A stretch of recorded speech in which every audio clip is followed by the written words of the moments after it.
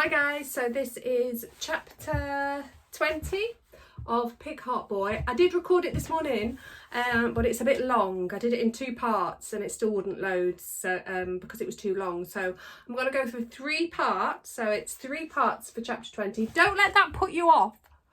It's not too long. Right, so chapter 20. Nan. How was school today? Mum asked. School was over and we were driving back home. I sighed and looked out of the windscreen. Complicated, I replied at last. Mum didn't say anything else, and she didn't ask why. To be honest, for once, I wouldn't have minded if she had asked me to explain. On the way home, I tried a couple of times to tell her what Julie had said. More than once I tried to tell her about me and Marlon, but the right moment and the right words never really presented themselves. When we got home, there was a crowd of only about 20 people, a definite improvement. At the expression on my face, Mum said, "Yeah, I know. By the end of the week, let's hope they'll all be gone." With a policewoman's help, we managed to reach our house without too much pushing and shoving. At least on this front, things were getting better. I walked into the living room where I got a wonderful surprise. "Nan! Cameron, you goose, how are you?" Nan threw down the magazine she was reading, sprang off the sofa and gave me a hug. I was so pleased to see her that I let her.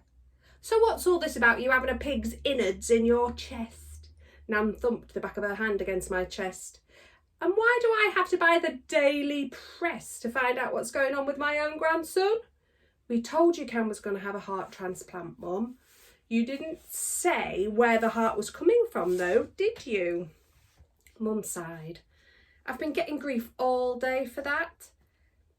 I made the big mistake of trying to explain. "Nan, we couldn't tell anyone. Dr. Bryce told us not to." "And just when did I become anyone? I'm your Nan, not anyone." "Mother, don't start again, please," Mum pleaded. "And we did phone you as soon as the story hit the newspapers." Nan sniffed. "It was a little late by then, don't you think?" When Mum looked suitably contrite, Nan softened a little. A very little. "Anyway, I saw all of you on the telly and I saw the crowds outside your house. You obviously need me here." "With you here, we don't need the police," I murmured. Nan smiled. "Thank you, Cameron, I think." I'd forgotten she had ears like a bat and eyes like a spy satellite. Not much got past my Nan. She was looking more tired than the last time I'd seen her, though. I looked at her, really looked at her, and for the first time she appeared old. She seemed smaller, more fragile. Her shoulders dropped, and even when she smiled, it was as if a sigh wasn't too far away. Mum moved over to the sofa and picked up Nan's magazine. I saw her shake her head. She held it up behind Nan's back for me to see. It was a magazine about coffins. "Nan, why are you reading that?" I asked, pointing to it with distaste. Nan turned to see what I was talking about. "Cam, I'm no spring chicken anymore and I have to think about these things.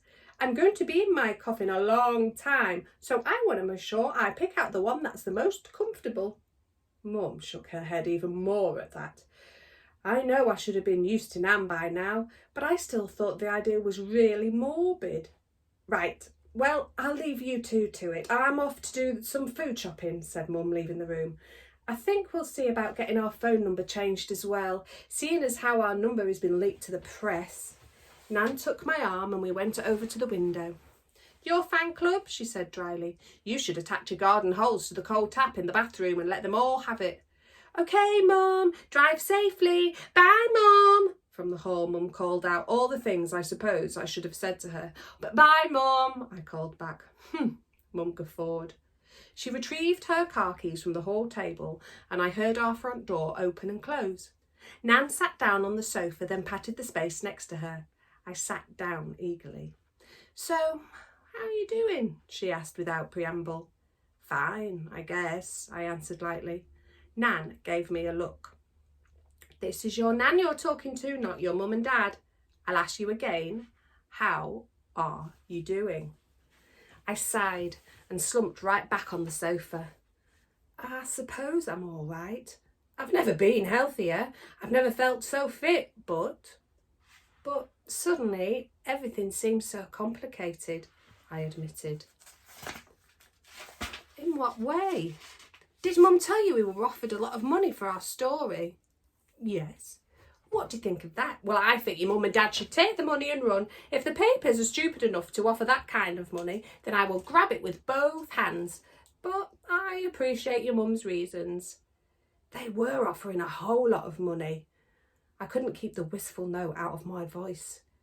That's 'cause they have more money than sense, Nan said scathingly.